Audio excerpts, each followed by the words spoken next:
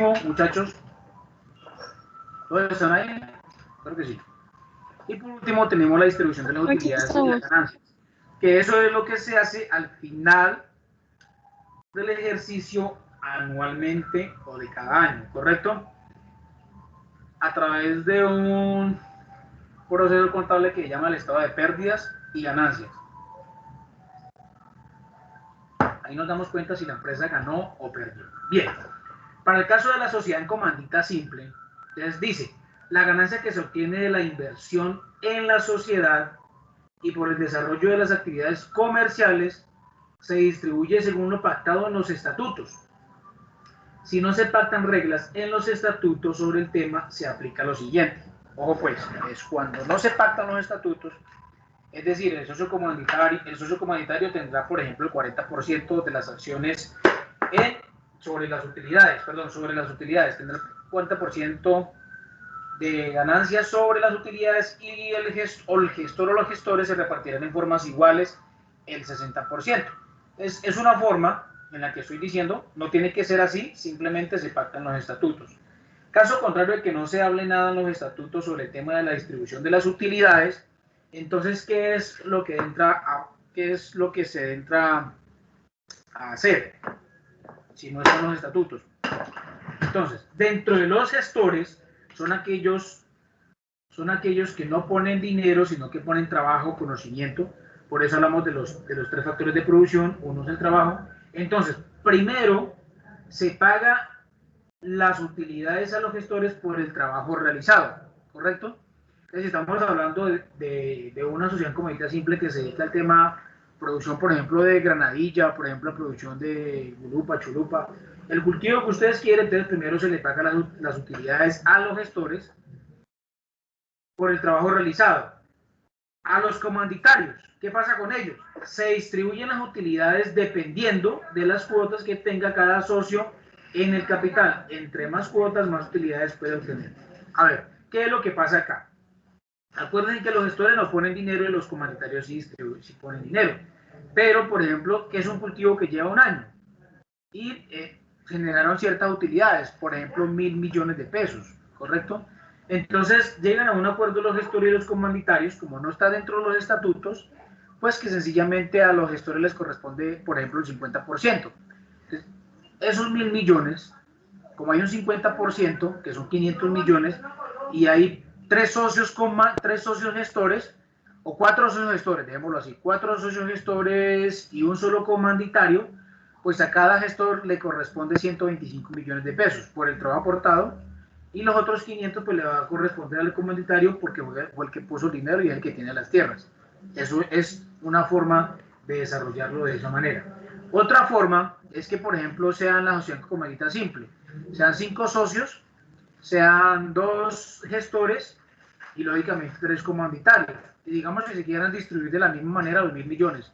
El 50% para los gestores, que le correspondría a cada uno 250 millones porque son 2, o le puede corresponder menos porcentaje.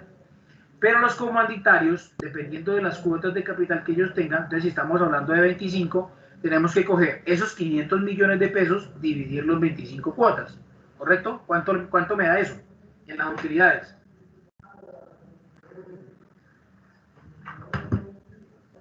Sí, 25 cuotas, tengo 500 millones de pesos. Lo divido en 25, que son las cuotas. ¿Cuánto me da?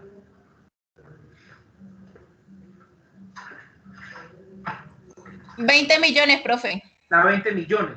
Entonces, si estamos hablando de que hay 3 socios comanditarios y uno tiene la mitad más una de esas totales de acciones, en este caso estamos hablando de las 25, y tiene 12, ¿cuánto le corresponde entonces a un socio comanditario?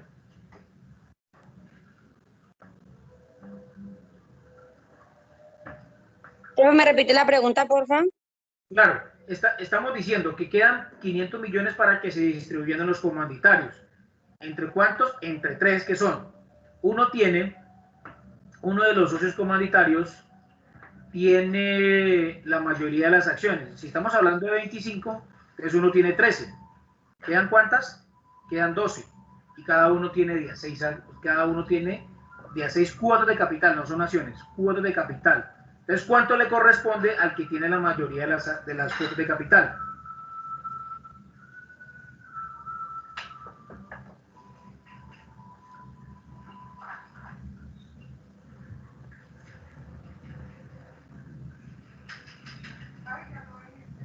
El 38. No, señora.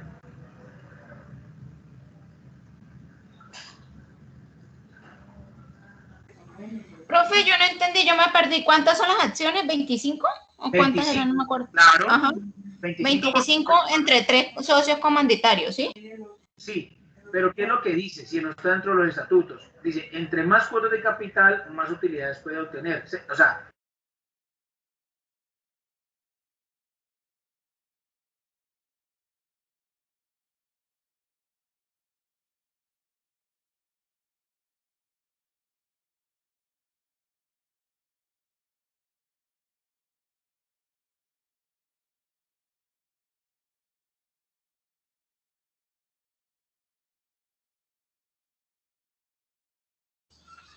Profe, qué pena, no se le está escuchando si está hablando. No escucha nada. eso es... ¿Ahí me escuchan? No, profe. No. No, señor, se le escucha nada más pasito. ¿Me escuchan?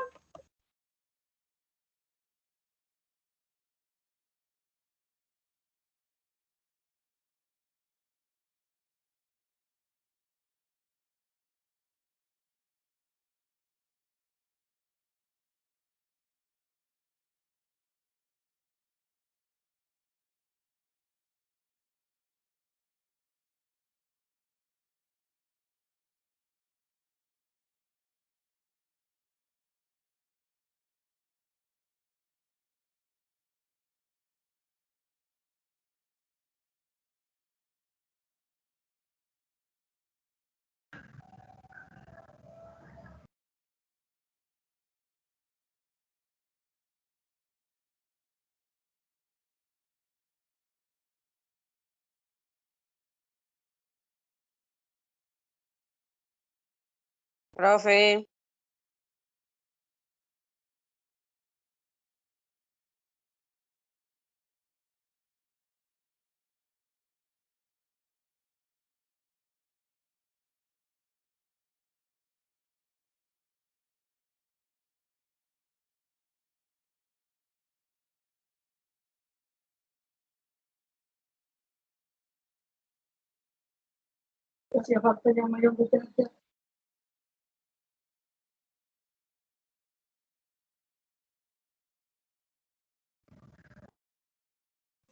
Profe, no se le escucha nada.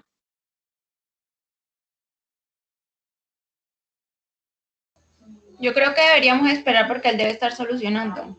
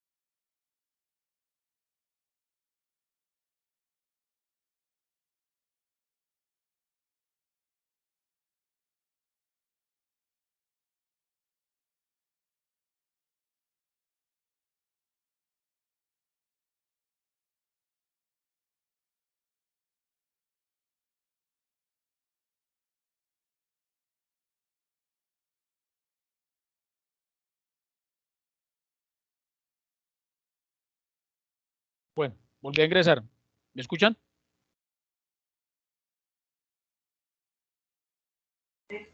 Sí, profe. Bien. ¿Están viendo la pantalla? Me imagino que sí. Sí, señor. Lo que estaba diciendo era lo siguiente.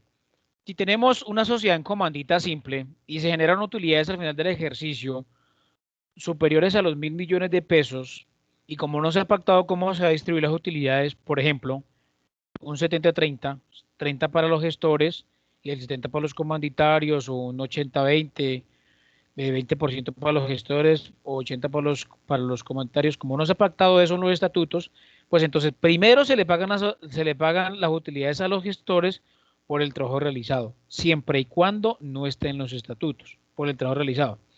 Entonces, vámonos a un ejemplo entonces ya más real. Entonces decimos que a los gestores por el trabajo, como hubo 1.000 millones de utilidad, digamos que el trabajo de los gestores, o como no se pactó dentro de los estatutos, podemos decir que a ellos le va a corresponder el 50%, que es lo que ellos han invertido en trabajo, que es lo que equivale a ellos, de los 1.000 millones. Por lo que esta sociedad en comandita simple se constituyó con 5 socios, 2 gestores, 3 comanditarios, 2 gestores, 3 comanditarios. Como estamos diciendo que equivale al 50%, que fue lo que pactaron verbalmente, mandó en los estatutos, porque le tiene que pagar primero a ellos. Entonces, ¿qué quiere decir? Que a esos 2 gestores les corresponde 500 millones, a cada uno 250 millones. O si de pronto uno trabajó más que otro, entonces 300 millones para uno y 200 millones para otro. Se les pagó primero a ellos. Después siguen los socios comanditarios, queda el otro 50%. ¿Pero por qué se le paga primero a los gestores? Des en cuenta, ¿por qué? Porque resulta que los comanditarios, esa sociedad está dividida en 25 acciones. Acciones no, qué pena, cuotas. Está dividida en 25 cuotas de capital. Son 3 socios. ¿Qué quiere decir? De que uno tiene la mayoría, es decir 13 cuotas, quedan 12. Los otros tienen cada una de a 6. Uno tiene 13 y los otros 2 tienen 6. Como estamos hablando de que queda un saldo de 500 millones de pesos, 500 millones de pesos, y la sociedad está dividida en 25 cuotas, quiere decir que aquella persona que tenga una cuota va a obtener en utilidades 20 millones de pesos. Por tanto, la persona que tiene la mayoría, en este caso, ¿cuánto dinero va a recibir? El que tiene 13 acciones, cuotas, serían 260 millones, profe. Correcto. ¿Y los otros cuánto reciben? Entonces,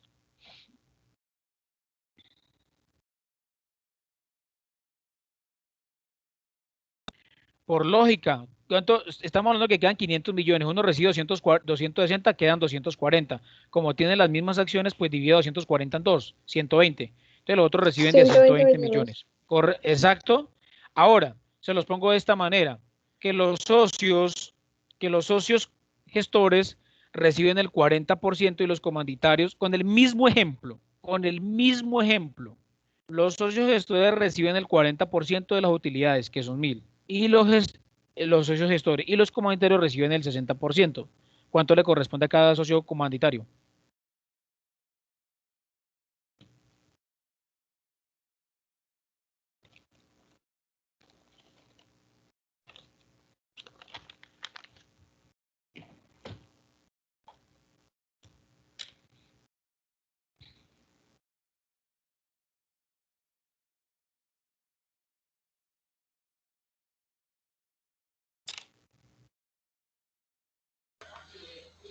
Profe, el de 13 cuotas serían 208 millones y a los otros 2 comanditarios 104 millones. Listo. Voy a ver.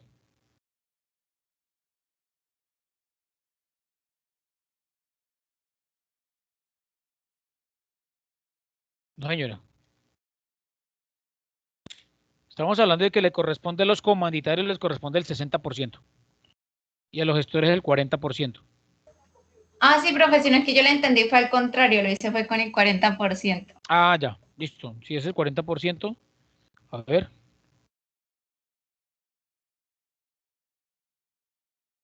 Sí, señora. Estás en lo cierto. Si fuera el 40%.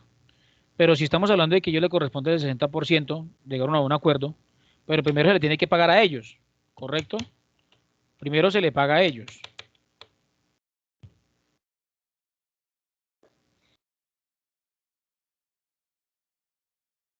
¿Cuánto?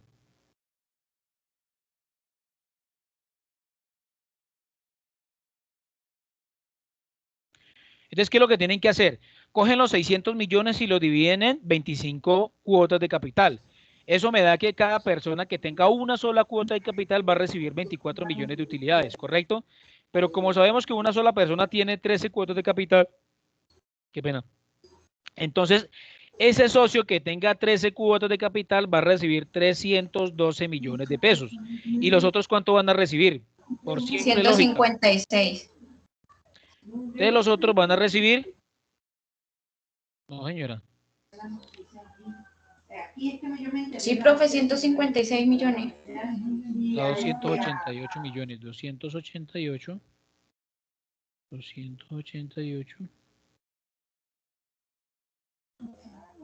No, profe, porque si al que tiene 13 acciones le toca 312 millones, le toca a los otros 156. 144 millones, porque estamos hablando de 600. A los otros que tienen 6 cada uno le corresponde. Multiplica 6 por 24 millones, ¿cuánto le da?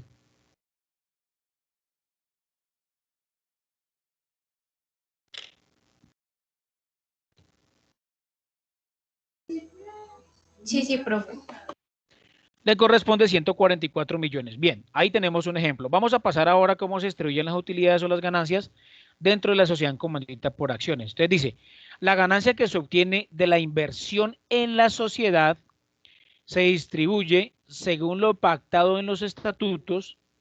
A falta de regulación, es decir, de que no esté dentro de los estatutos, se aplican las siguientes disposiciones. Primero se le pagan las utilidades a los gestores por el trabajo realizado, ¿correcto?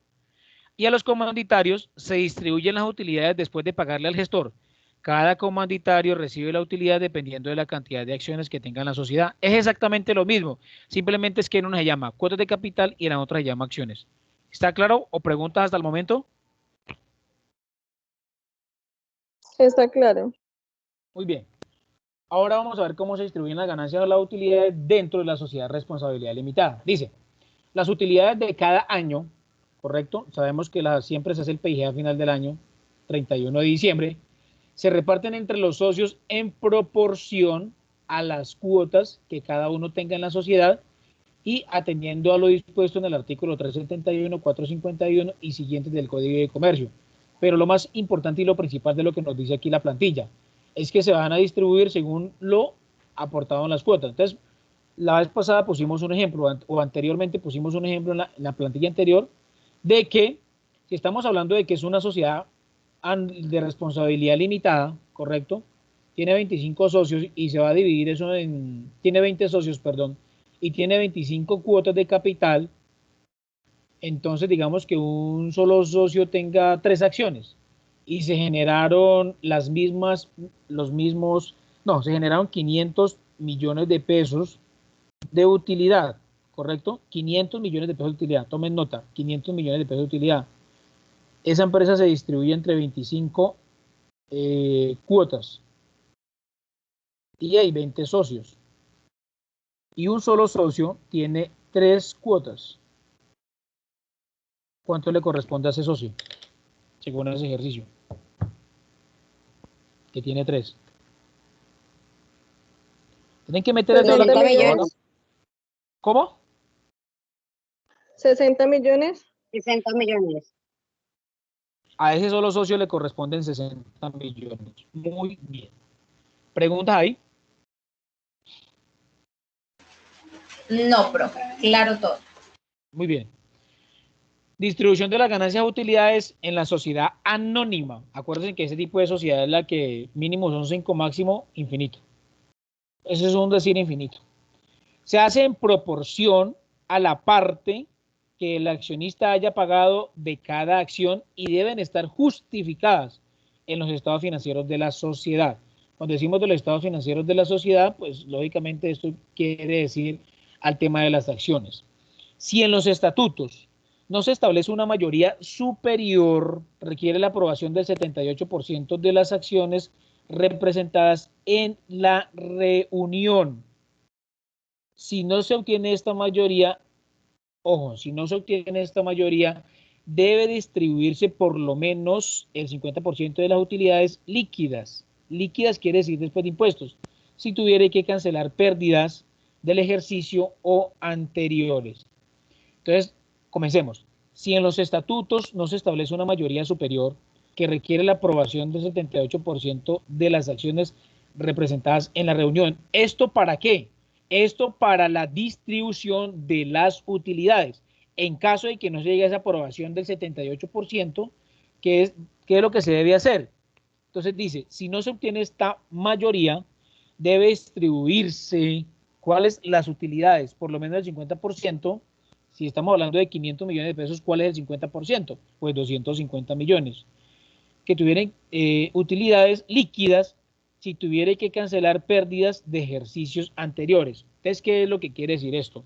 Si en anteriores ejercicios, es decir, esta distribución se hizo en el 2020 de las utilidades, 2020 el año pasado, pero se debían, no sé, dineros, se debían pagos por horas trabajadas, la liquidación de un gerente, la compra de un activo que está pendiente, una cartera, qué sé yo, ¿correcto? Lo que sea. Entonces, solamente se reparte el 50% de esos 500 millones de pesos, que son 250, y esos otros 250 millones se destinan para pagar lo que se está debiendo, ¿correcto? La sociedad anónima se destina, según los estatutos, se destina para pagar esas obligaciones que se tienen, ¿correcto? Bien, sociedades por acciones simplificadas, las SAS, ¿cómo se distribuyen las utilidades? Entonces, dice, hay libertad para fijar en los estatutos. Entonces, si hablamos de que son dos socios, pues tienen libertad para elegirlo, ¿correcto? Puede ser por conocimiento, puede ser por acciones, puede ser por otros elementos que consideren necesarios que se deben establecer en los estatutos. Por eso decimos que los estatutos es lo que rige la sociedad. Las condiciones que los accionistas consideren sobre la distribución y el pago de las utilidades. Una cosa es cómo se distribuyen y otra cosa es cómo se van a pagar las utilidades. En efectivo, por bienes, por más acciones, etcétera, etcétera. En todo caso, estos valores deben estar justificados en los estados financieros, elaborados con los principios de contabilidad, generalmente aceptados y dictaminados. Cuando dice aceptados y dictaminados, pues aquí se está refiriendo al tema del contador público, y dependiendo de las acciones o los activos fijos con los que acabe el año después de su constitución, 31 de diciembre, pues en ese caso se debe tener una revisión fiscal, sí o no. Bien, y en la empresa unipersonal las utilidades corresponden al empresario titular y deben ser justificadas en los estados financieros aceptados y dictaminados por el contador público. Es decir, las utilidades no es que se repartan a libre albedrío, sino que tienen que estar justificadas, en este caso en el libro de pérdidas y ganancias, balance general también, expedido por parte del contador público. Puede ser una persona que esté por nómina o puede ser una persona que esté por honorarios, pero debe tener la firma y sello del contador público. Acuérdese que el contador público debe tener, para este caso, debe tener la... Ay, se me escapó el nombre. ¿Quién me hace? La tarjeta profesional. Debe tener tarjeta profesional. Es decir, que da fe pública. Y el certificado, ¿no? El certificado de contador. Sí, cuando es tarjeta profesional, pues tiene que anexarle el certificado de la Junta Central de Contadores. Bien, preguntas, dudas, comentarios hasta ahí, que con eso ya terminamos todo lo que tiene que ver con el tema de sociedades. Esta guía y usted ya la tiene en el WhatsApp y ya la colgué también en archivos. ¿Preguntas? Profe, yo no entendí bien lo del 78%, la otra de la anónima, creo que es. No el entendí bien eso. 78% se distribuyen siempre y cuando la empresa no tenga deudas, ¿correcto? Si tiene deudas anteriores, de vigencias anteriores, es decir, que en el estado de pérdidas y ganancias dio que la empresa perdió dinero, ¿sí? Y en esta vez dio utilidades. Entonces, si tiene deuda, solamente se distribuye el 50%. Si tiene obligaciones anteriores, si no tiene, se distribuye el 70% de las utilidades.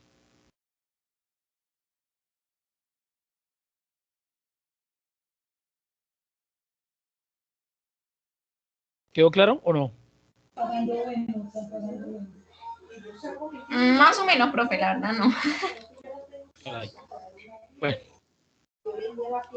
ahora vamos a ver un tema que está relacionado ya directamente con la organización. Bueno, como ustedes, yo les dejé tareita y yo sé que ustedes fueron muy juiciosos al desarrollar la tarea de lo que tiene que ver con los puestos de trabajo y con sus manual de funciones y procedimientos. Entonces, quiero saber quién investigó. Que se riegue aquí en prosa.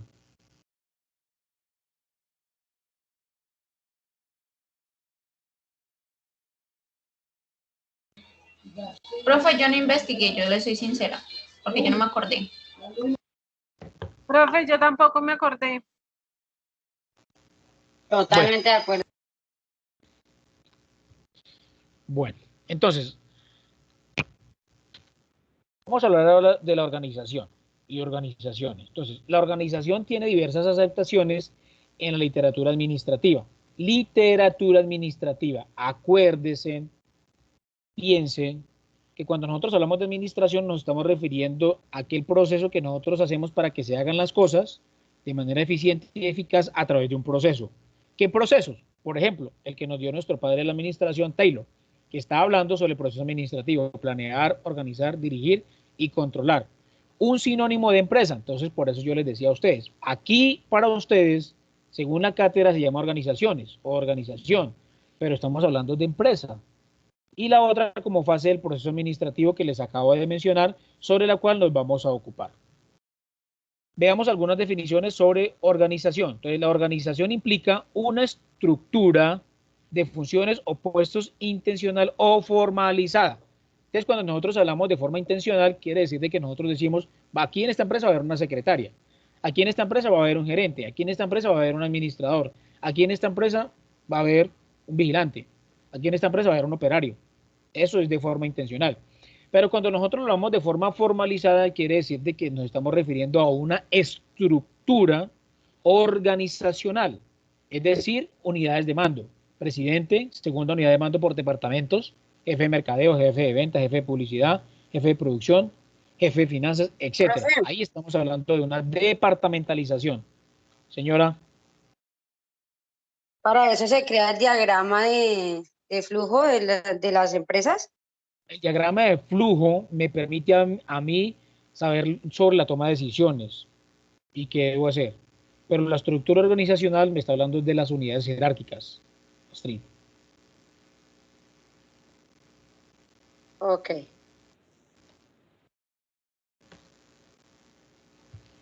Consiste en dividir y relacionar el trabajo para alcanzar las metas fijadas.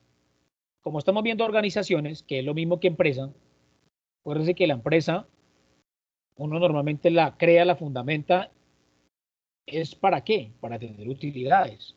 Y si ustedes se dan cuenta, lo último que vimos de sociedades fue el tema de las utilidades. Si uno tiene una empresa que no es rentable, pues no es una organización. Elimine eso. Está trabajando para otro, para que lo vean. Establecer la estructura organizacional, a lo que Astrid de una u otra manera hacía referencia.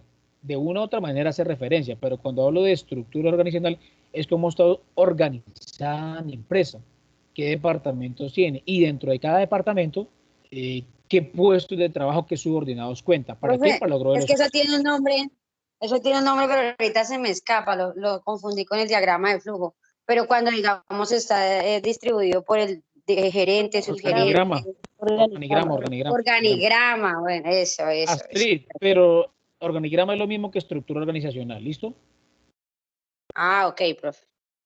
Delinear las relaciones o líneas en las que se faciliten la coordinación. Entonces, ¿por qué estamos hablando de coordinación? Porque es que el gerente lo que hace dentro del proceso administrativo, que es la fase mecánica, planear, organizar, lo que hace es plasmar, plantear, diseñar, estructurar un plan. ¿Y qué es un plan? Prever. Es decir, un plan que se va a alcanzar a largo plazo, a un año. Entonces, prevé qué es lo que va a suceder en un año. Planifica a mediano plazo, es decir, lo que va a suceder entre 1 a 5 años. Entonces, ejemplo, planificó ese plan, valga la redundancia, para 3 años. Por eso se planifica, para saber qué es lo que va a alcanzar dentro de 3 años. Si fracasa en la planificación, pues sencillamente está planificando su fracaso, es lo que quiere decir. Entonces, por eso cuando habla de una coordinación, aquí el quinto renglón, donde está el cursor, está hablando de que como estamos hablando de una estructura organizacional, quiere decir de que las órdenes que él da a la segunda unidad de mando, que es los departamentos, tiene que ir coordinado. Si no ha coordinado eso, va a recibir mala información el jefe de departamento y a los tramos de control, que son los subordinados, va a dar mala información y no se va a alcanzar el objetivo. La importancia del proceso administrativo. Ahí cuando nosotros hablamos del tramo de control, que son los subordinados, estamos hablando de la segunda fase del proceso administrativo. ¿Cuál es la segunda fase del proceso administrativo? Que es la fase dinámica, es decir, donde yo ejerzo dirección, direcciono cada una de las estrategias y controlo. Si la estrategia da mala dirección, controlo y vuelvo y planifico y organizo nuevamente. La organización es el proceso de disponer y destinar al trabajo la autoridad y los recursos entre los miembros de una organización. Entonces, cuando yo planifico y organizo, planifico y diseño el plan. Después de que diseño el plan, organizo, que es lo que tiene que ver con el tema de las empresas o las organizaciones. ¿Qué es lo que organizo?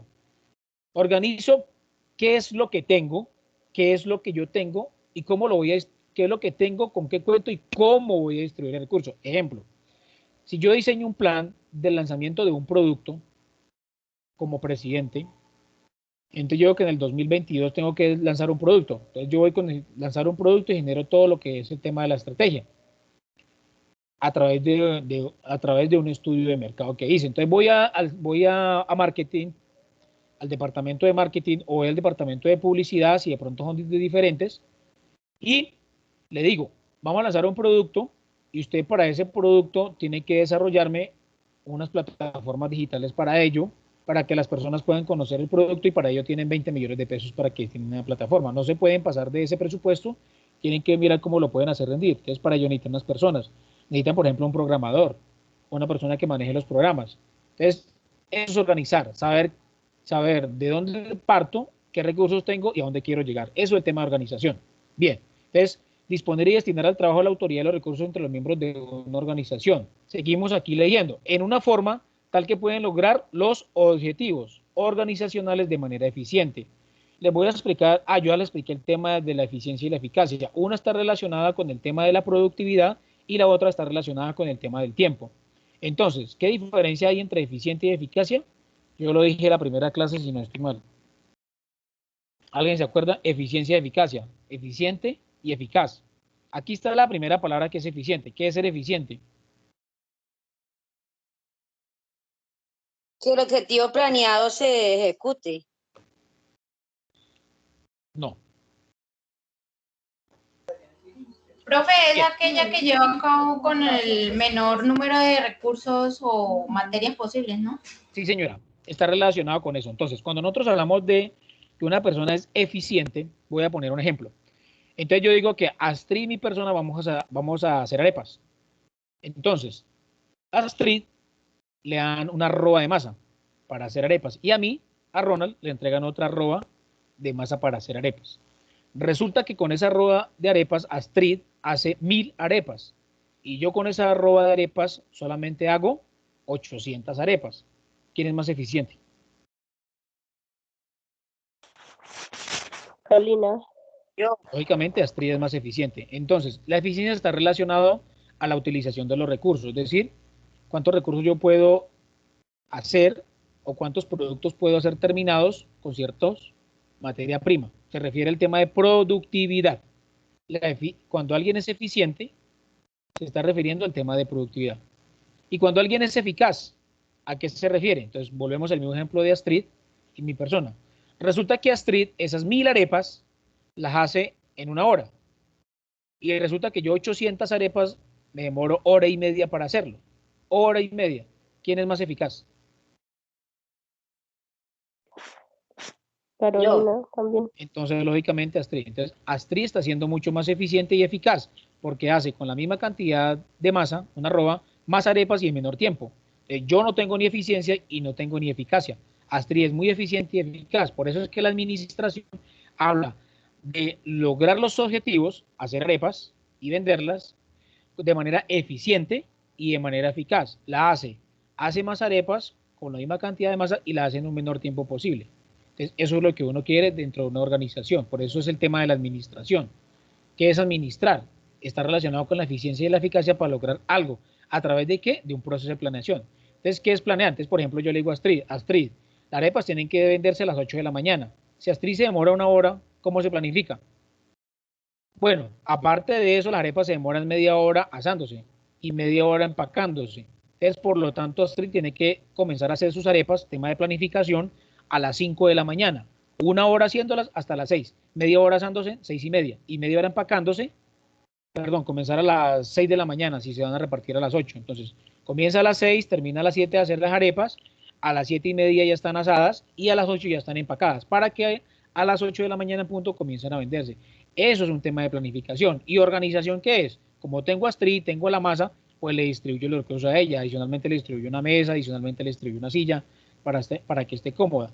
¿Qué es dirección? Entonces, la dirección se la tengo que aplicar a Ronald. ¿Qué es lo que pasa con Ronald?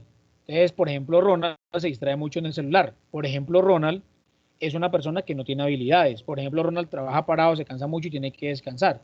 Por eso es que él no está siendo eficiente. O, por ejemplo, Ronald se come la masa. Le gusta comerse la masa, por eso es que no le alcanza. Entonces, tengo que generar una dirección de la estrategia. Oye, Ronald, no se coma la masa. Ronald, guarde el celular.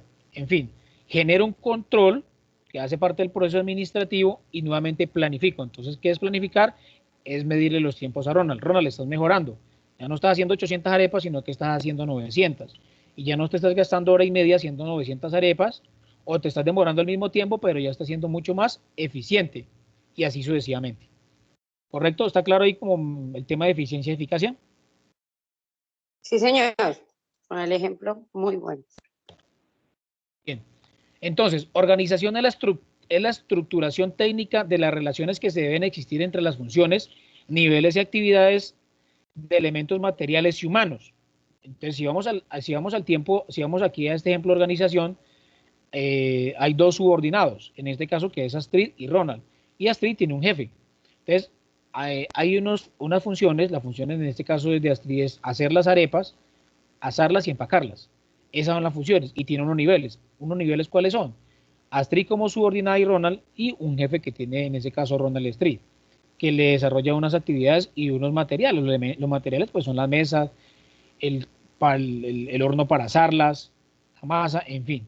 Y unos talentos humanos, que son organismos sociales, pues en este caso estamos hablando de Astrid y de Ronald, con el propósito de lograr su máxima eficiencia dentro de los planes y objetivos señalados, ¿correcto? Entonces, los planes es, por ejemplo, es que un plan, o sea, sobre los planes se pueden generar más planes. ¿Cuál es el plan? El plan es decir, Astrid tiene que levantarse a las 6 de la mañana y comenzar a hacer arepas para que a las 8 estén listas. Astrid no se puede levantar a las 6:30 de la mañana porque se retrasa una media hora absolutamente todo. Pero, por ejemplo, otro de los planes, como se prevé a futuro, es decir, Astrid, necesitamos este mes vendernos 30.000 arepas. Es decir, que no podemos fallar un día, porque si hace 1.000, para el tema de una planificación son 30.000 arepas. Entonces, ahí estamos hablando de que al final se tiene que medir ese objetivo. ¿Por qué no se alcanzó? Porque probablemente se acabó el gas, porque probablemente la masa era totalmente diferente, por muchas razones subjetivas. Entonces, cuando nosotros hablamos de organización, estamos nos refiriendo al talento humano congruente de la organización, y estamos hablando con los materiales que cuenta la organización para el logro de los objetivos, puede tener buen talento humano, pero si para la consecución del logro de esos objetivos, primero no es eficiente y eficaz, o segundo, no cuenta con los materiales, pues lógicamente esos objetivos no se van a alcanzar. Hace parte de la planificación dentro de la organización. Y acuérdense que cuando yo hablo de organización, hablo de empresa. La organización tiene un propósito y una naturaleza.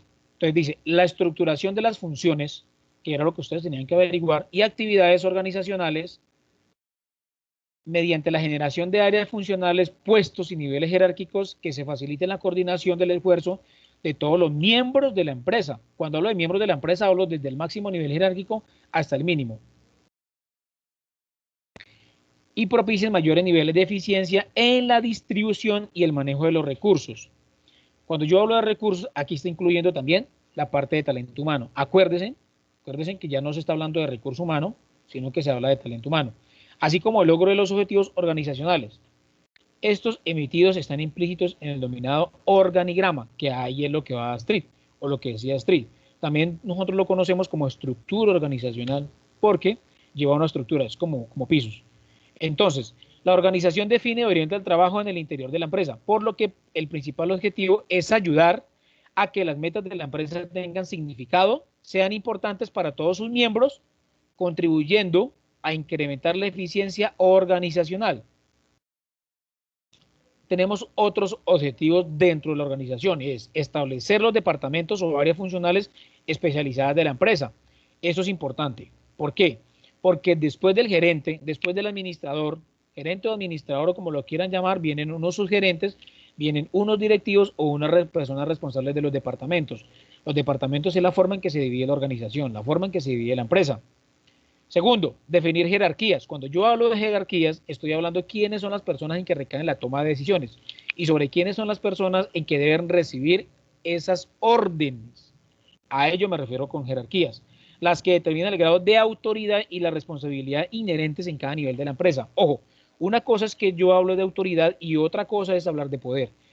Y eso lo vamos a ver más adelante. Hay una total diferencia entre esos dos conceptos. Tercero, definir qué labor debe desempeñar cada uno de los miembros de la organización mediante la elaboración de descripción de perfiles de puestos. Por eso era tan importante que ustedes averiguaran, para yo llame ese pedacito de la descripción de puestos y perfiles. Entonces, ahora, ¿qué es lo que me toca hacer? Pues no sé si habrá tiempo para hablar de ese tema.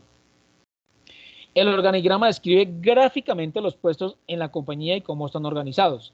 Por eso, cuando una empresa habla de reestructuración, está hablando de la supresión o eliminación de puestos de trabajo, o está hablando de lo contrario, a eliminación o supresión de puestos de trabajo, a la creación de nuevos puestos. ¿Por qué? Porque la empresa está creciendo. ¿Por qué? Porque la empresa lo necesita o lo amerita. Muestra un retrato de la estructura de mandos y diversos niveles de actividades realizadas a cada persona. Esto es un organigrama, ¿correcto? Entonces, aquí es como está dividido. Si se dan cuenta, tiene un presidente o tiene un gerente. Según lo que nosotros hemos leído, ¿cuántos departamentos tiene esta empresa?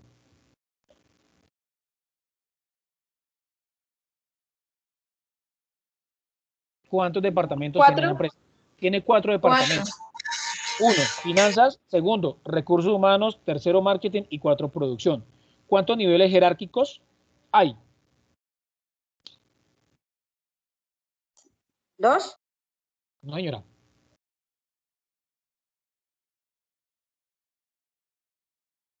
Tiene 4 niveles jerárquicos. El presidente es 1, el de finanzas, recursos humanos, marketing y producción 2, producción 1 y producción 2, 3, obrero 1 y obrero 2, 4.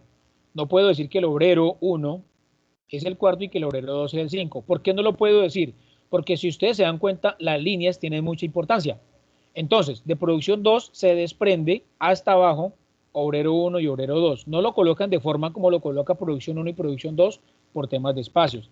Y se puede dar de esta manera. Si la línea obrero 1, ay, qué pena. Si de obrero 1 se desprendiera obrero 2, sí tendríamos 5 niveles jerárquicos. Presidente, el de finanzas y producción 2, el de producción 1 y producción 2, 3, obrero 1, 4 y obrero 2, 5. En ese caso sí habrían 5 niveles, pero en este caso solamente hay 4 niveles. Entonces yo les pregunto, el tramo de control, el último, que es obrero 1 y obrero 2, ¿cuántos subordinados tiene? Eso se llama tramo de control. Fase dinámica del proceso administrativo.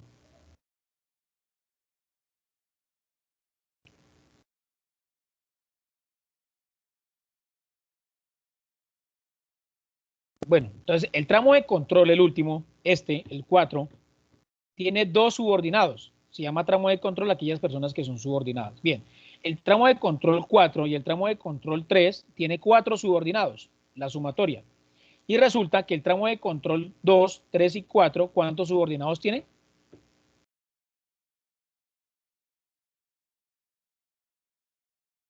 Oiga, ¿se me fue la señal? ¿Me escuchan? Profe, 8. Tiene 8 subordinados. ¿Por qué estamos hablando de subordinados? Porque todos estos le deben hacer caso al poder tomar las decisiones del presidente. Por eso es. Simplemente es que el obrero 1 y el obrero 2 pertenecen a producción. Aquí hay un jefe de producción 2 que tiene subordinado. Resulta que finanzas no tiene tramo de control. ¿Correcto? Miren, muere. Recursos humanos, aquí está lento humano. Aquí está mal escrito. No tiene tramo de control. Marketing no tiene tramo de control, pero producción sí tiene tramo de control 1 y tiene tramo de control 2, ¿correcto? En esos dos tramos de control tiene 4 subordinados, pero después de producción, departamento de producción, esto es un departamento. ¿Por qué se llama un departamento?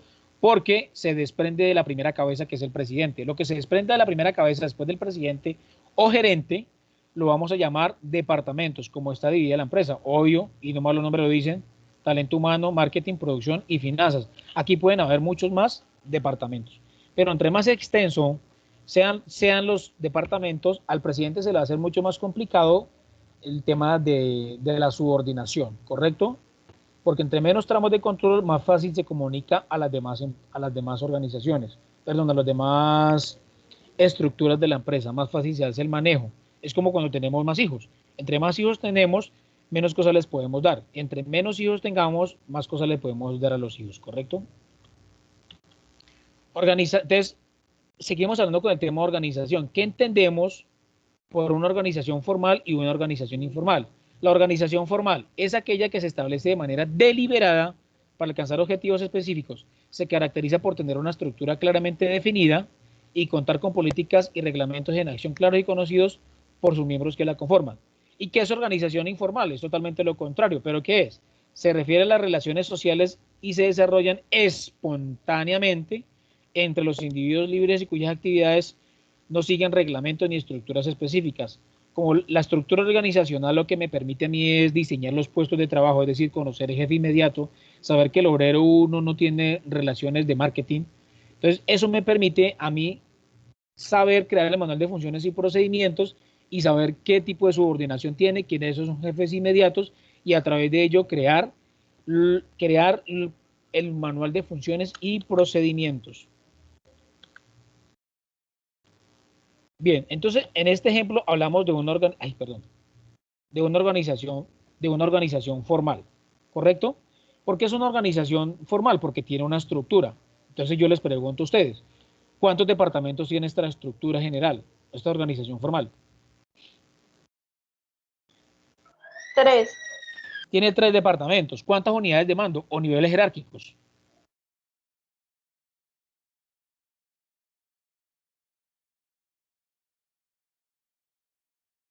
¿Cuántos niveles de jerarquía hay?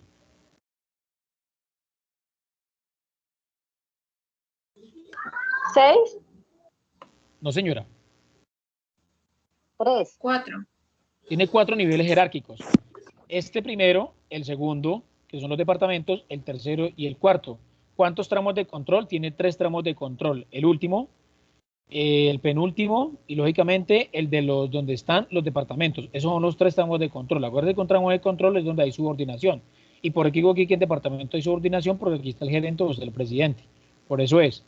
Les pregunto ahora, dentro del primer departamento, que es el que tienen ustedes al frente, mano izquierda, el primer tramo de control, ¿cuántos subordinados tiene? 1. No, señora.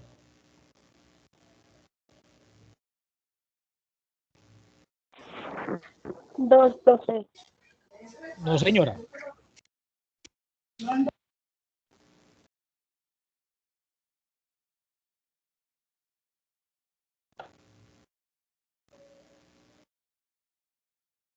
Primer departamento al lado izquierdo, ¿cuántos tramos de control tiene? ¿Cuántos subordinados tiene el primer tramo de control?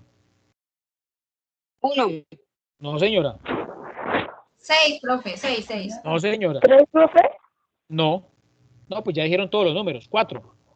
Mira, el primer tramo de control, acuérdense que los tramos de control van de forma ascendente. 1, 2, 3 y 4. Primer tramo de control. El segundo tramo de control, en este caso, tiene 2 subordinados. Y el primer tramo de control tiene solamente un solo subordinado, porque depende directamente del gerente o depende directamente del presidente. Pero si yo les pregunto, esta estructura organizacional, en sus diferentes tramos de control del primer departamento, ¿cuántos subordinados tiene? Estoy hablando del departamento. Departamento.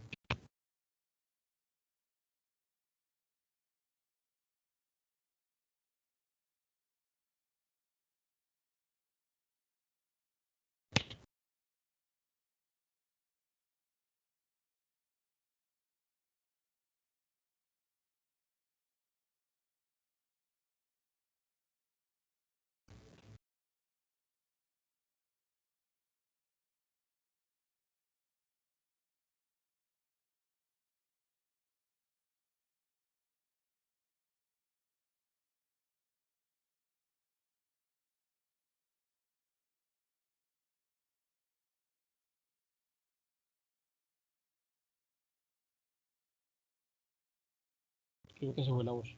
Hola. Muchachos, ¿me escuchan?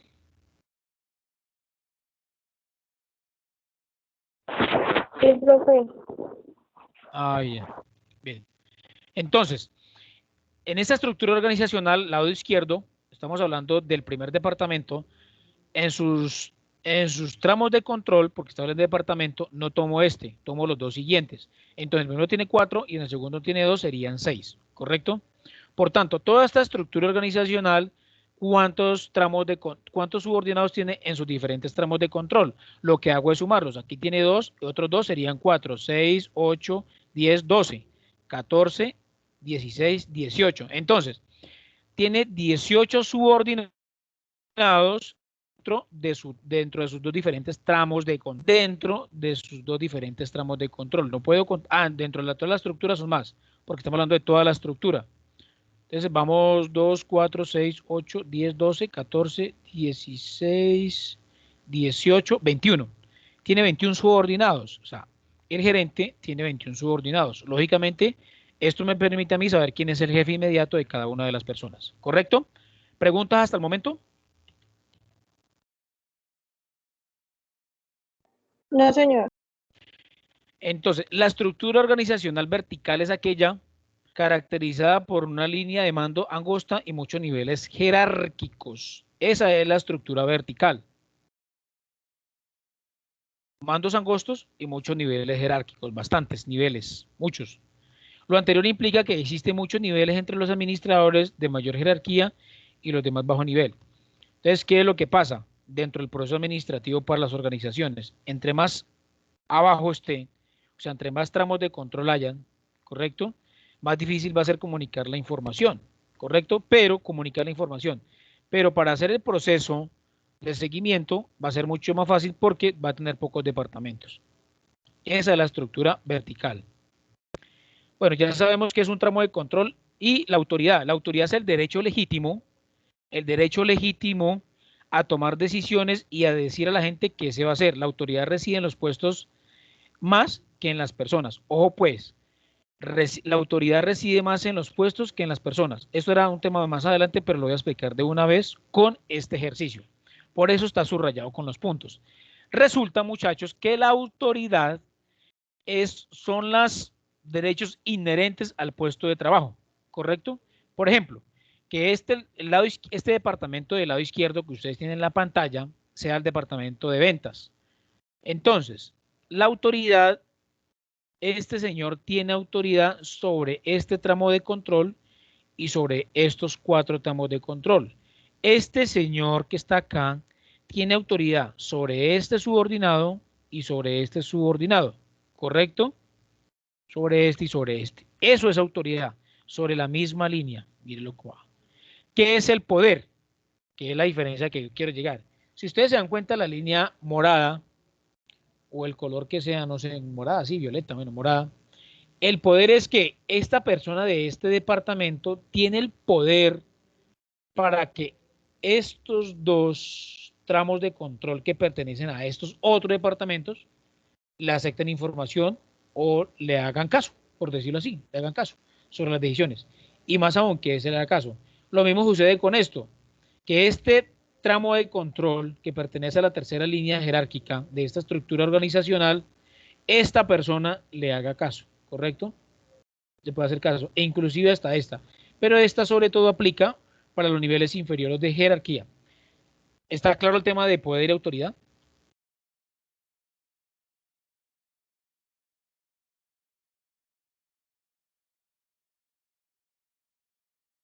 Bien, entonces aquí hablamos de una estructura organizacional vertical.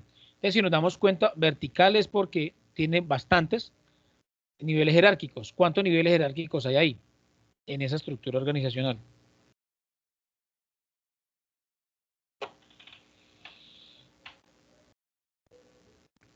Hay 4, profe. Tiene 4 niveles jerárquicos, muy bien. Y tiene 3 departamentos. Cada departamento, pues con sus respectivos subordinados. Muy bien. Entonces, vertical es que tiene muy pocos departamentos, pero bastantes niveles jerárquicos. En este caso, 4 niveles jerárquicos. Bien. El diseño organizacional implica seleccionar alternativas en lo que respecta a 4 propiedades estructurales. Primero, división del trabajo, y eso lo hablaba Taylor. ¿Y qué es dividir el trabajo? Es un proceso mediante el cual el diseñador de la estructura organizacional, o como lo llamamos de otra manera, organigrama, descompone un proceso complejo en pequeñas tareas, el alcance del rango del puesto y profundidad del puesto. Y resulta que nosotros hablamos también dentro de ese diseño organizacional de la departamentalización, creación de nuevas unidades o órganos de la organización con el mismo nivel jerárquico. Entonces, un departamento acá, ¿qué es? Entonces, donde dice división, gerente de división 1, gerente de división 2 y gerente de división 3. Esto es un departamento. ¿Y qué es la división del trabajo? Esto es una división del trabajo, porque él no puede hacer absolutamente todo. Es jefe de departamento, y ese jefe de departamento le hizo división del trabajo, jefe de sección 1 y jefe de sección 2. Entonces, departamentalización es esto o crear otro departamento más. Y a ese departamento le puedo hacer una división del trabajo. Es, como este gerente tiene que hacer un trabajo, se puede dividir en jefe de departamento 1, jefe de departamento 2, jefe de sección 1, jefe de sección 2, jefe de sección 1 y jefe de sección 2 de departamento 2. Y así sucesivamente. ¿Listo? La departamentalización por producto o servicio. Ah, bueno, entonces aquí ya me dice a mí que yo no solamente lo puedo dividir por departamentos como está dividida la empresa, por departamento de marketing, por departamento de finanzas, departamento de talento humano, departamento de publicidad, sino que esa departamentalización también la puedo hacer por producto o servicio. Producto es algo tangible y servicio es algo intangible. Entonces, abarca la diferenciación y agrupamiento de actividades de acuerdo con los diferentes productos o líneas de producto o servicio. Además, permite la dirección general delegar a su ejecutivo divisional amplia autoridad para la realización de diversas funciones que se desprenden del proceso aludido a un producto o servicio. En conclusión, lo que quiere decir esta plantilla es que se puede hacer una departamentalización tanto por producto como por servicio. ¿A quiénes se les aplica o no queda bien para este tema? Las empresas industriales. ¿Cuáles son aquellas empresas industriales? ¿Cuáles son? Recuérdenmelas. La vimos en la primera clase. ¿Cuáles son esas? Las industriales.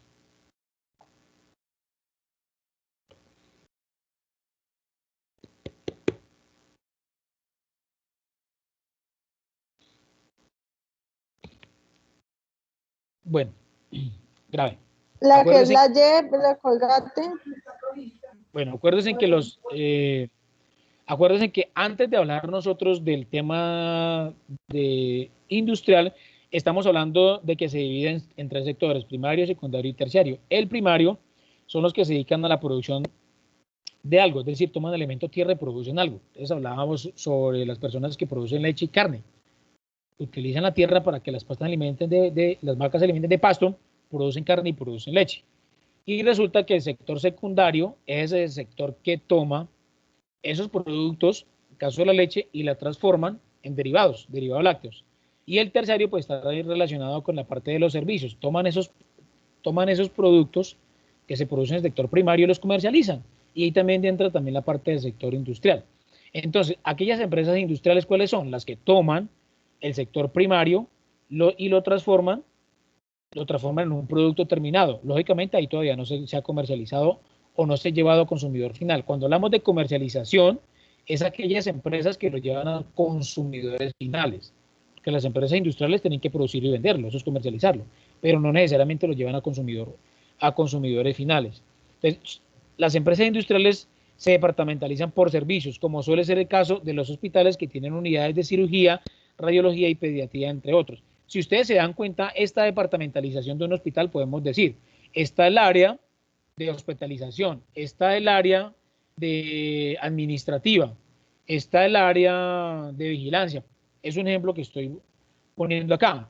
Pero cuando hablamos de una departamentalización, aquí por servicio está hablando que son unas unidades. Unidad de cirugía, unidad de radiología, pediatría, entre otras. Aquí no está incluyendo el departamento administrativo, que es donde está el gerente, donde está, por ejemplo, el revisor fiscal, por ejemplo, donde está lo que es la secretaria, en fin, sino que hay un organigrama o una estructura totalmente diferente. Probablemente para este caso se necesiten varias estructuras organizacionales o se necesiten varios organigramas. Uno que tiene que ver con la parte administrativa y la forma en que se divide el hospital y en este caso una estructura, un departamento, como es el caso de, se divide por servicios. Departamentalización por productos o servicios. Aquí nos damos cuenta. Entonces, primero está el departamento de mercadeo, personal, compras y ventas. ¿Correcto? Es lo que nosotros hacemos normalmente. Y el departamento de personal, a su vez, tiene un tramo de control, que es la tercera unidad jerárquica. Entonces, aquí hablamos de la división de licencias, división de instrumentos, división de herramientas industriales, división de medidores. Y adicionalmente a ello tiene un cuarto tramo de control, un primer tramo de control, lo que nosotros llamamos el cuarto nivel jerárquico, son en esos términos, hablamos de ingeniería, producción, contabilidad y ventas. División de luces no tiene un tramo de control, o un cuarto nivel jerárquico o un primer tramo de control. Hablamos de una departamentalización por función, entonces dice, implica la agrupación de unidades organizacionales basada en la especificación de las actividades acordes a funciones administrativas. Por ejemplo, departamento de producción, departamento de mercadeo, talento, ahí es de lo que entramos a hablar. Entonces, una cosa es hablar de la departamentalización por producto o servicio y esta departamentalización por función, es decir, cómo funciona la empresa, cómo está dividida la empresa. ¿Está claro hasta el momento? Sobre departamentalización por producto o servicio y departamentalización por función.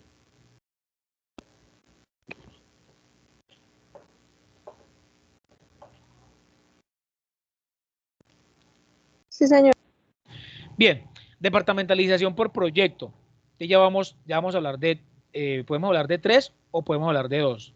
De 2, ¿por qué? Porque hablamos de producto o servicio, que son bienes tangibles e intangibles, y hablamos de una departamentalización por funciones, 2 o 3, como la queramos denominar nosotros.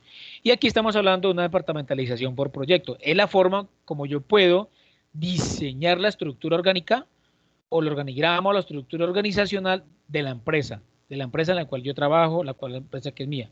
Entonces, se diseña con base en los proyectos que la empresa desarrolla. Ese tipo de departamentalización es muy típica en las empresas de consultoría, aquellas empresas que se dedican a hacer, por ejemplo, estudios de mercado o aquellas empresas que se dedican a hacer encuestas y otras. Aquí tenemos una empresa que solamente tiene un director, hablamos de dirección, y se divide solamente en 4 departamentos. Pare de contar. Tiene dos subordinaciones, dirección, y tiene la segunda línea de mando, que es el segundo orden jerárquico, proyectos especiales, proyectos gubernamentales, proyectos privados y proyectos logísticos. Eso es en lo que se divide. No tiene un tercer tramo de control, no tiene un tercer nivel jerárquico que sería el primer tramo de control, no lo tiene. Aquí el primer tramo de control, porque hablamos de subordinados, es el gerente o director de proyectos especiales, o sería el director o gerente de proyectos gubernamentales, director o gerente de proyectos privados, y por último el de los proyectos logísticos. Este sería el primer tramo de control, o sería la línea de subordinación, tendría 4, porque hay un director que en ese caso tiene la organización. Seguidamente tenemos otra departamentalización. ¿Cuáles son las 3 o las 2 primeras? ¿Alguien por favor me las puede recordar?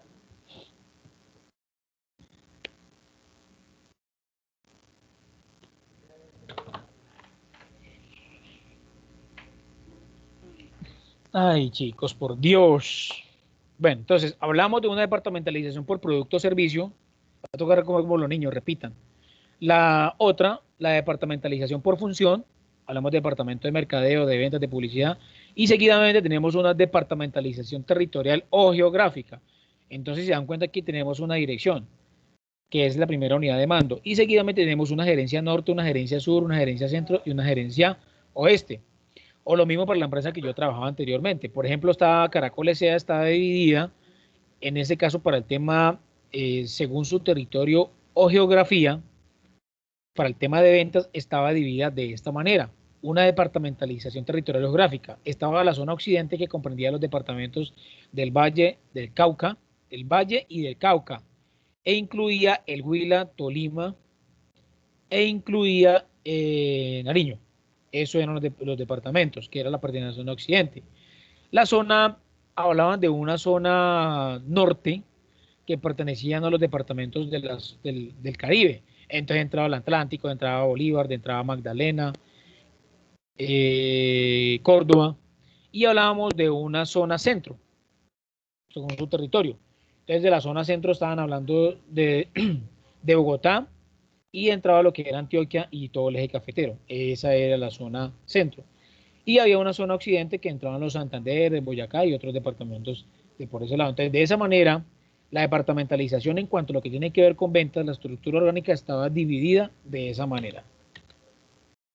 Hay otro tipo de departamentalización, acuérdense que la segunda unidad de mando es como me permite a mí hacer el proceso administrativo, la primera parte de la dinámica, planear y organizar, y estamos hablando de una departamentalización por clientes, ¿correcto? Entonces, si nos damos cuenta aquí tenemos relacionado un departamento de un banco. Entonces, tenemos el presidente, tenemos gerente, como lo queramos nosotros denominar, tenemos banca de la comunidad, bienes raíces, PREDs e hipotecarios, banca agraria y banca institucional. Entonces, cuando hablamos de la banca de la comunidad, ¿a qué cliente nos estamos refiriendo? A cualquier tipo de clientes. Cuando nos referimos a unos clientes de bienes y unos bienes raíces e hipotecarios, estamos refiriendo a aquellos clientes que van a solicitar dinero para compra de vivienda, para compra de lote, etcétera. Cuando hablamos de una banca agraria, nos estamos refiriendo a un departamento por clientes, aquellos que van a utilizar, aquellos que son del agro, son del campo, o tienen su desarrollo, producción está relacionada con el tema agrícola. Y hablamos de una banca institucional, pues esto es una banca que es referente o clientes que no son personas naturales, sino que son personas jurídicas, es decir, empresas. Bien, esta es la departamentalización por clientes. Hablamos de una departamentalización por procesos. ¿Alguien se acuerda de las anteriores departamentalizaciones? Sí, la de De producto y servicio. servicio, Esperen, vamos con producción Laura. territorial. Laura. Producto y servicio, producción territorial o geográfica, ahorita la de por clientes y ya la que sigue. Que es por procesos. Entonces, esta agrupación se aplica comúnmente en las empresas manufactureras, donde las actividades se agrupan respecto a un proceso o tipo de equipo. Entonces, tenemos el presidente, pero si ustedes se dan cuenta, aquí ya aparece una tercera línea de mando, un tercer nivel jerárquico. Es decir, que en este caso ya hay un primer tramo de control, correcto, para el departamento. Entonces, si ustedes se dan cuenta, tenemos el presidente, que es la primera línea de mando, y hay una departamentalización por procesos, que se quiere a ingeniería, a producción, mercadeo, finanzas y personal. Pero cuando hablamos de procesos es porque a uno de esos departamentos, en el caso de producción, le meten unos subprocesos, que son de las troqueladoras, la soldadura y la galvanoplastia. Eso se refiere al proceso. O sea, tiene que haber un departamento y lógicamente se refiere esa departamentalización a un proceso. En este caso, finanzas no tiene una departamentalización por procesos, pero esta estructura orgánica y esta estructura organizacional sí la tiene. ¿Preguntas sobre eso? Pues está claro a qué se refiere con el proceso. El proceso aquí es troqueladora, soldadura y galvanoplastia.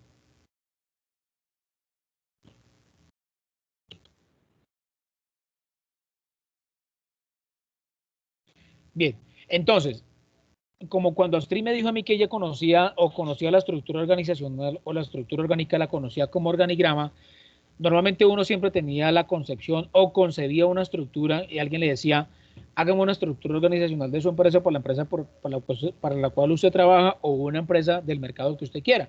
Entonces usted normalmente colocaba gerente, después comenzaba una departamentalización por funciones. Entonces colocaba, por ejemplo, mercadeo, publicidad, ventas, producción, etcétera. Pero con estas plantillas nos damos cuenta que puede usted hacer dentro de su empresa una departamentalización por clientes, ¿correcto? Usted puede hacer una departamentalización por producto, por servicio.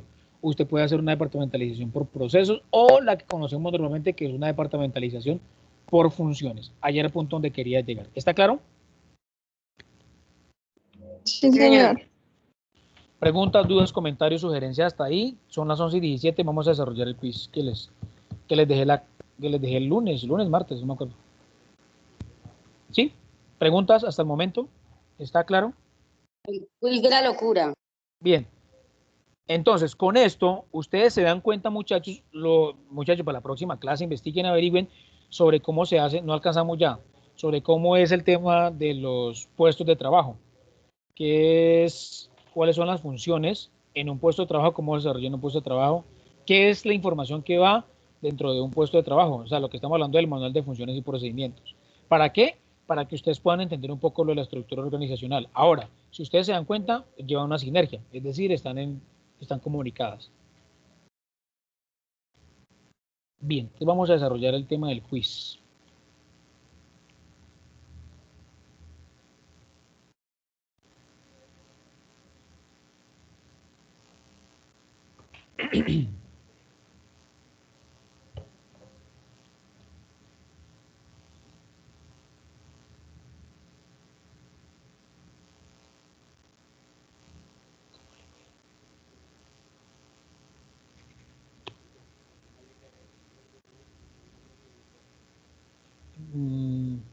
Sí.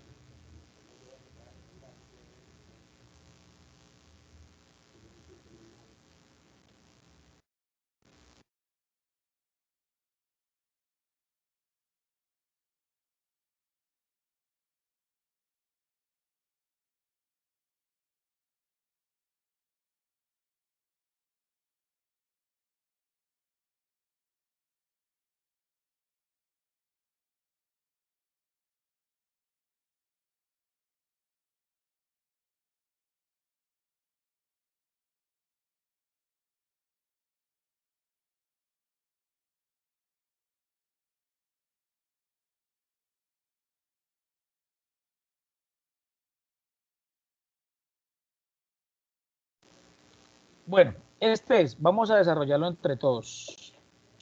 Vamos a ver quién tiene.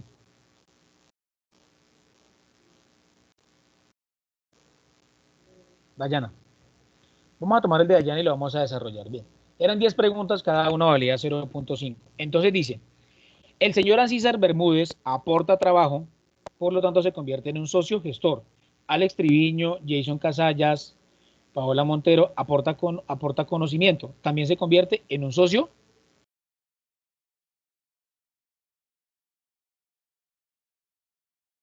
Ayúdenme, muchachos. Sí, profe. Vamos a encontrar la respuesta entre todos. Utilicemos la mayéutica. Gestor. Y Andrés Casallas decidieron formar la sociedad CIA SNC, o sea, sociedad en comandita simple. Se puede afirmar de primera mano con esta información que un socio gestor es. Pues, cualquiera puede ser un socio gestor, ¿cierto? Entonces, Ancísar Bermúdez, Paola Montero y Andrés Casallas, porque uno aporta trabajo y el otro aporta conocimientos, ninguno aporta capital. Acuérdense que los 3 niveles de producción, voy a volver aquí a esto porque quiero que quede claritico, factores de producción. Cuando son factores de producción es lo que uno necesita para la empresa. Y creo que les salió estas preguntas. Entonces, estos son los factores de producción. Alguien puede, para formar una empresa, puede aportar tierra, ¿correcto? Si se dan cuenta es lo que tiene que ver con materias primas. O no solamente aquí tierra se refiere, es al nivel primario. Trabajo, la agricultura, el panadero. Entonces, alguien conoce la agricultura, alguien sabe hacer pan, pero no tiene el trigo, no tiene la madera, no tiene absolutamente nada, pues de nada le sirve. Pero se puede unir con alguien que tenga el dinero y lo compre o alguien que lo tenga. El carpintero tiene el conocimiento, el costurero, el agricultor. Y el capital ya se refiere a la parte, pues, la manera en que yo puedo hacer el pan. Si no tengo un horno o una cosechadora para el trigo, pues obviamente no tengo materia prima y tampoco puedo, si no tengo materia prima, pues no tengo cómo tener harina o cómo hacer, y si no tengo harina, pues no tengo cómo hacer pan. Entonces, estos son los 3 factores de producción con los cuales yo puedo formar una empresa, no necesariamente con capital, ¿correcto? Se puede formar con materia prima y con el conocimiento, con el trabajo. Entonces, me está preguntando, ¿se puede afirmar de primera mano con esta información que un socio gestor es? Entonces, Andrés Casallas, ¿sí? Paola Montero y Ancísar Bermúdez. La respuesta era todas las anteriores. ¿Tienen preguntas sobre esa primera pregunta? No, señor. No, profe, pues ya claro, porque yo por ejemplo Alguien puede decir, no, alguien puede decir, refuto sobre lo suyo. Bien. Segunda pregunta. Se decide liquidar y disolver la sociedad Casallas, CIA, o sea, compañía SNC, sociedad en comandita simple, por malos manejos administrativos y su patrimonio por este proceso es de 0. Por tanto, se ha comprobado legalmente que el representante legal de la sociedad tiene unos activos por 975 millones de pesos y sus pasivos por 579 millones de pesos. la sociedad tiene una deuda con un acreedor por el 54% de los pasivos con estos valores. Y hay unas respuestas, pero yo traigo mi calculadora.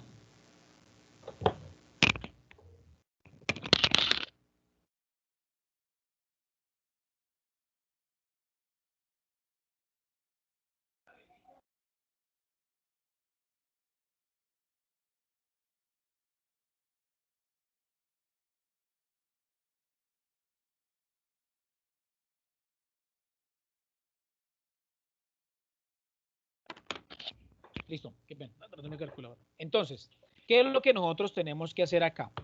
Dice, la sociedad tiene una deuda con un acreedor por el 54% de los pasivos. ¿Cuáles serían los pasivos acá? ¿O cuál sería lo primero que tenemos que determinar? ¿Cuál es el patrimonio de esta persona? ¿Correcto? ¿Cuál es el patrimonio? Entonces, yo les decía a ustedes que la ecuación patrimonial, tomamos los 975 millones, y le vamos a restar los pasivos, es decir, las deudas, 579 millones. 579 millones. Esto me da 396 millones. Tomen nota, 396 millones de pesos. Esto me da 396 millones de pesos. Resulta que la sociedad quedó con una deuda del 54% de los pasivos. ¿Cuáles son los pasivos? 579 millones. 579 millones. A esos 579 millones debo sacarle el 54%. Entonces, por el 54%. Esto quiere decir de que la deuda tiene, la compañía o la sociedad tiene una deuda por 312.660.000 pesos. Como en este caso, el socio gestor, que era el representante legal, responde con la totalidad de su patrimonio y le alcanza, porque el patrimonio de él es de 396 millones y la deuda es por 312.660.000 pesos. Quiere decir que se paga el 100% de la deuda y queda un patrimonio para seguir respondiendo por 83.340.000 pesos. ¿Correcto? Correcto, profesor, sí Bien, la entendí. vamos a la tercera pregunta. Dice, dentro de la sociedad Casa Yacía Esense, es decir, dentro de la sociedad en comandita simple, se han cancelado el 90% de las deudas. Se han cancelado el 90% de las deudas. ¿Qué es lo que quiere decir? Como primera medida, que hay un 10% pendiente por pagar. Entonces, que tiene que pagar todo para poder que se liquide la sociedad. Con los acreedores y su patrimonio corporativo es del cero. Y su patrimonio, ¿de quién estamos hablando que su patrimonio es de cero? En este caso de la sociedad. Como ya la sociedad no puede pagar, pues según la norma entran a responder sus socios. Pero como estamos hablando de una sociedad en comandita simple, hay unas normas sobre esto. Entonces dice, este 85% de los pagos han surgido del 100% del patrimonio de los gestores. Han surgido del patrimonio de los gestores. Es decir, que ya los gestores no pueden pagar más, ¿correcto? Este 85% del 100% de las deudas han surgido del 100% del patrimonio de los gestores. Queda un 15%, es decir, de un 5% lo pusieron lo que son los socios comanditarios. Pero para pagar el 100% de estas deudas, ya debe recaer ¿sobre quién? Sobre los comanditarios. Entonces dice, el restante, es decir, el 15% son 70 millones por concepto de impuestos. Al momento de constituir la sociedad, los comanditarios, que son 2, aportaron en capital el equivalente al 43% de la deuda. ¿Cuál es la deuda?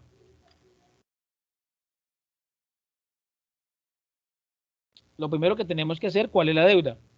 ¿Cuál es la deuda? 70 millones, ¿correcto? 70 millones. Los 70, pero ¿qué es lo señor. que? Sí, 70 millones.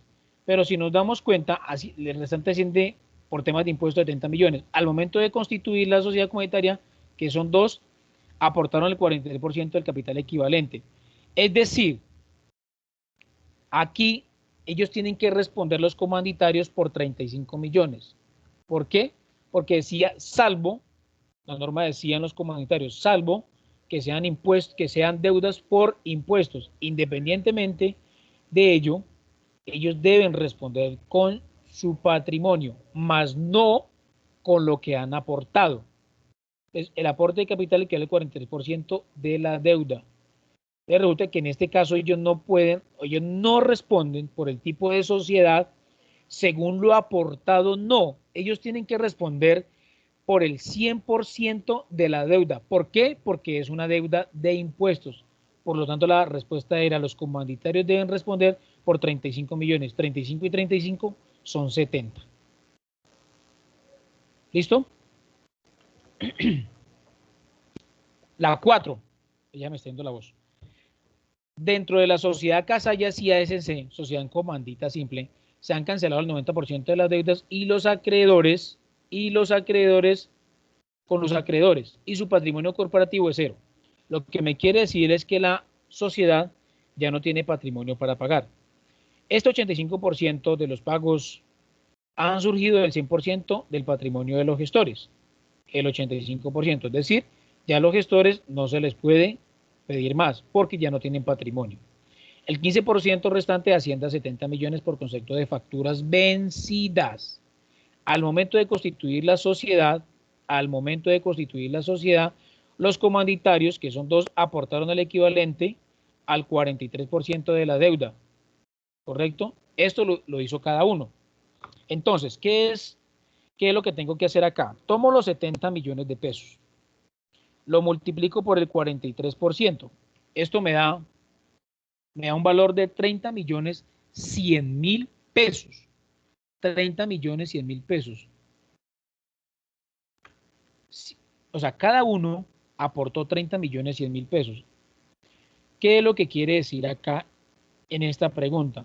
Entonces, ¿quiénes y cuánto deberán pagar el 15% de la deuda? La respuesta es los socios comanditarios.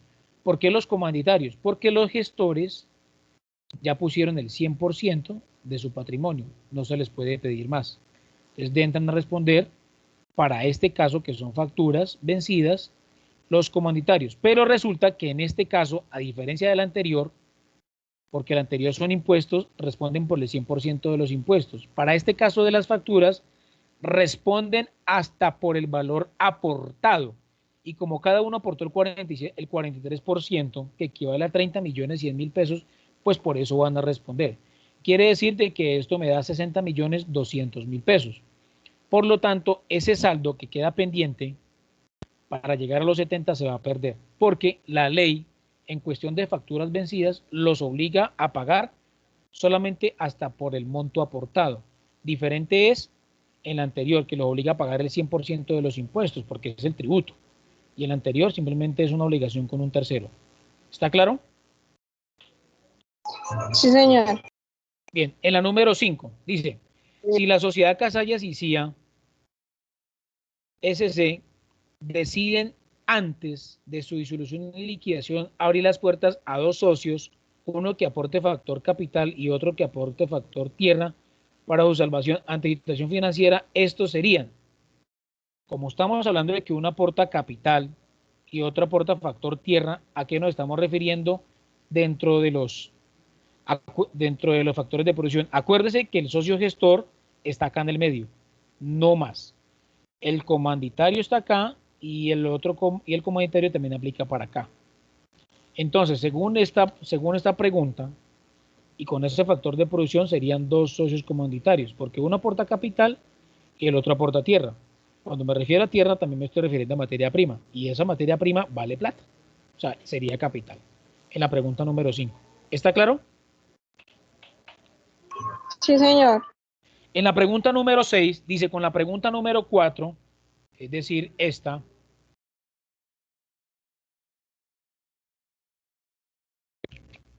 ante el eventual ingreso de 2 nuevos socios, su razón social sería, ¿cuántos socios en la pregunta número 4 teníamos? Por liquidación, que va desde la primera, se llama por eso Casallas. ¿Cuántos? Ancísar Bermúdez, 1, Alex Triviño, 2, Jason Casallas, 3, Paola Montero, 4 y Andrés Casallas, 5. Si se dan cuenta, llevo el mismo nombre, Andrés Casallas. Mire, esa es la relación. pues para no hacer un solo enunciado. Para no hacer un solo enunciado. Entonces, y ante el eventual ingreso de los nuevos socios, su razón social, 2 socios. Entonces tengo 5 más 2 serían 7. Por lo tanto, deja de ser una comandita simple y pasa a ser una comandita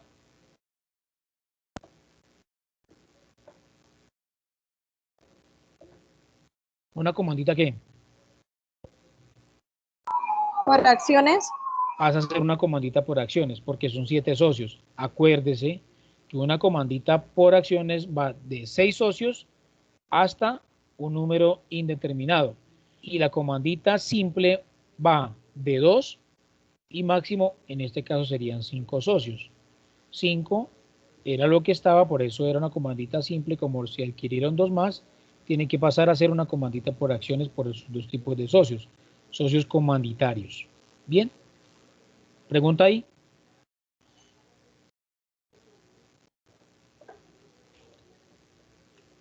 En la número 7 dice, Autobuses S.A. se constituyó con 40 socios, los cuales aportaron partes iguales. Su capital social después de 25 años entra en disolución y liquidación, quedando deudas laborales por cancelar después de este proceso equivalente a 600 millones de pesos.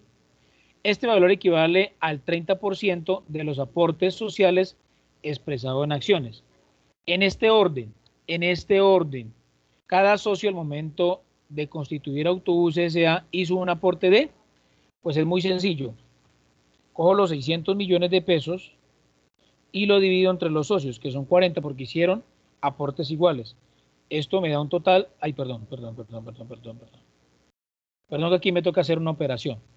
Dice, quedando deudas laborales, después de este proceso, equivalentes al 30% de los aportes expresados en acciones. De 600 millones, equivalente al 30% del aporte de los socios expresado en acciones. Mucho ojo con eso. Hay un 100% del aporte de los 40 socios, un 100%. Y aquí me está diciendo que solamente el 30% de ese 100% son 600 millones. ¿Qué es lo que quiere decir acá? Que hace falta un 70%. Entonces, sencillamente hago una regla de 3 simple. Digo, el 600 millones equivalen al 30%. ¿Correcto? Hago una regla de 3 simple. 600 millones equivalen al 30%. El 70%, ¿a qué capital equivale? Eso es una regla de 3 simple. Entonces multiplico 70 por 600. ¿Cuánto le da eso?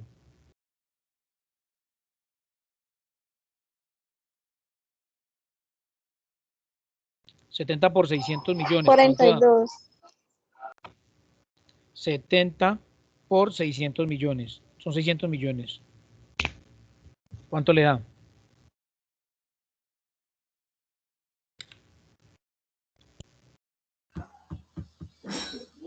$42.000 millones. 42.000 millones. Y ese resultado lo voy a dividir por 30.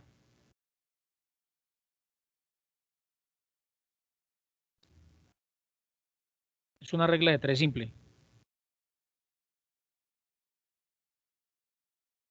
¿Cuánto le da?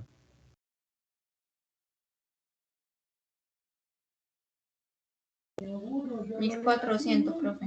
1.400 millones de pesos. Entonces dice, 1.400 millones de pesos. Quiero que tengan en cuenta ese número. Dice, quedan 2 deudas laborales por cancelar después de este proceso. ¿Cuál proceso? De liquidar. Equivalentes a 600 millones de pesos. O sea, estos 600, equivale al 30% de los aportes de los socios. Como ya conocemos el 70%, lo sumo. 1.400 millones más 600 millones, ¿cuánto me da? Me da 2.000 millones de pesos. Ah, bueno, ya tengo el 100% de los aportes de los socios. Entonces, ¿qué es lo que me dice? Vuelvo y leo, Autobuses S.A. se constituyó con 40 socios. Esos 2.000 millones. Ahí se divide con 40. Por 40 millones de pesos. Y me da el valor de 50. Entonces la respuesta aquí es 50 millones de pesos. ¿Correcto? ¿Preguntas? No, señor. Bien. En la pregunta número 8 dice, Autobuses S.A. se constituyó con 40 socios. Bien, ya sabemos que cada socio aportó 50 millones de pesos, los cuales aportaron por partes iguales su capital social. Ya sabemos que los 40 socios, cada uno, sin excepción alguna, aportó 50 millones. Después de 25 años entra en disolución y liquidación, quedando deudas laborales por cancelar después de este proceso equivalente a 600 millones de pesos. Este valor equivale al 30% de los aportes expresados en acciones. Legalmente, aquí viene lo interesante. Legalmente se comprobó que cada socio tiene un patrimonio 2 veces lo aportado en acciones. Es decir, si ustedes ya saben que se equivale a 50 millones, entonces sabemos que cada socio qué patrimonio tiene. 100 millones. Cada socio tiene 100 millones de pesos en patrimonio, excepto 10 socios. Por lo tanto, quiere decir de que solamente 30 socios de los 40 tienen un patrimonio de 100 millones de pesos. Los otros no tienen nada. Entonces, ¿qué debe decir? ¿Cuánto debe aportar cada socio para cancelar esta obligación? Y la respuesta era 20 millones. ¿Por qué?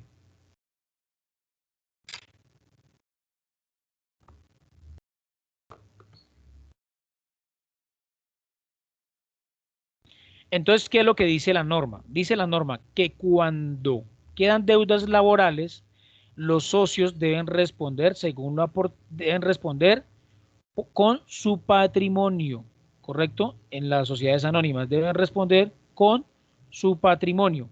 Entonces, el patrimonio de ellos es de 100 millones de pesos, pero como hay 30, entonces tomo los 600 millones y los 600 millones y lo divido entre 30.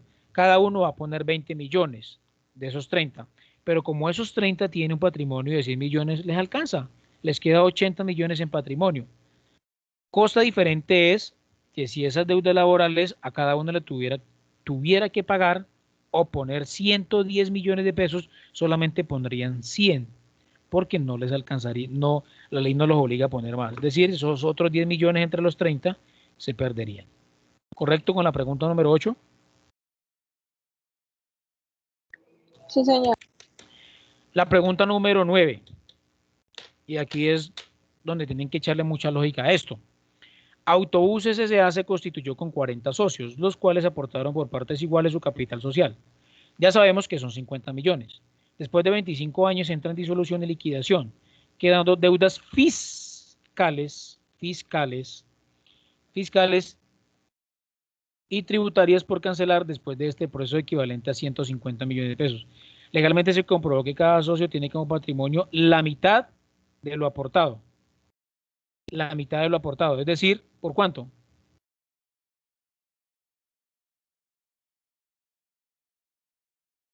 Se aportó 50 millones y 5 tiene como millones. patrimonio la mitad del aportado. ¿Estamos hablando de cuánto?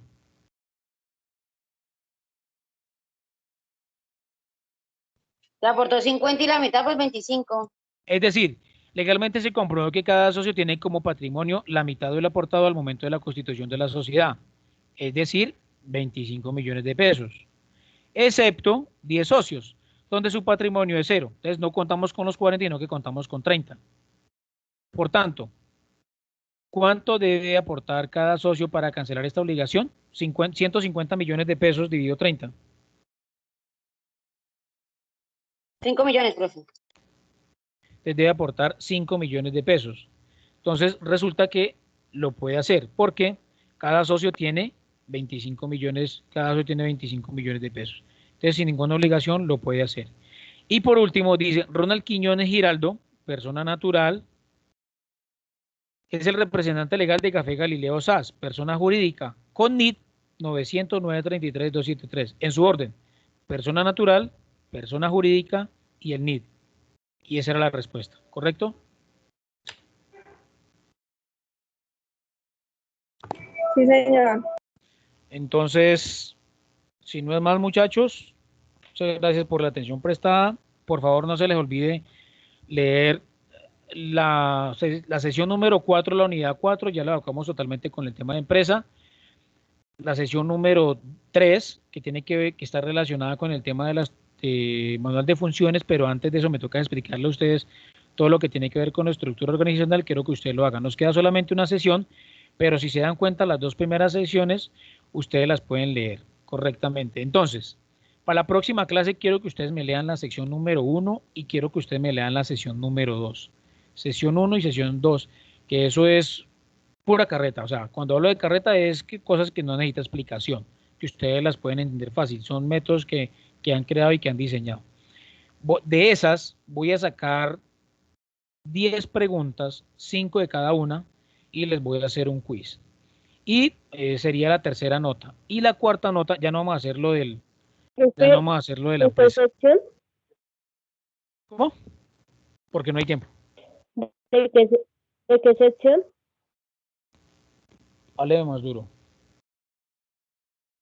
De la 1 y de la 2, nena. 1 y 2. ¿Por qué escucho pasito? De la 1 y de la 2. De la 1 y de la 2 voy a hacer 10 preguntas cerradas. Cerradas.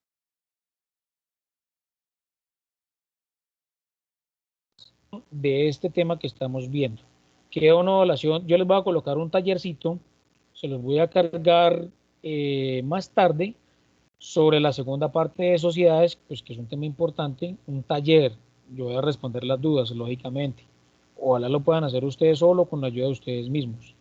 Esa sería la tercera nota de la que llevamos hasta ahora. La cuarta nota sería el quiz que viene la semana entrante sobre la unidad 1 y la unidad 2, ¿correcto?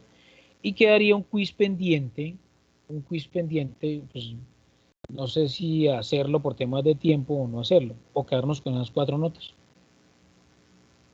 sobre la segunda parte de sociedades.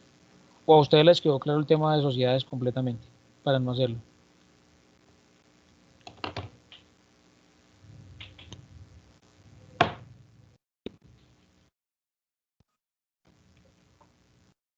Bueno, eso nadie responde, nadie dice nada. Listo, chicos. Entonces, para la próxima semana queda pendiente el quiz de la unidad 1 y quiz de la unidad 2. Espero que la lean. Esa sería la tercera nota. Y la cuarta nota del taller que les va a colocar esta semana. Cuando lo cargue les digo. Feliz tarde, muchachos. Feliz almuerzo. Dios les bendiga. Gracias.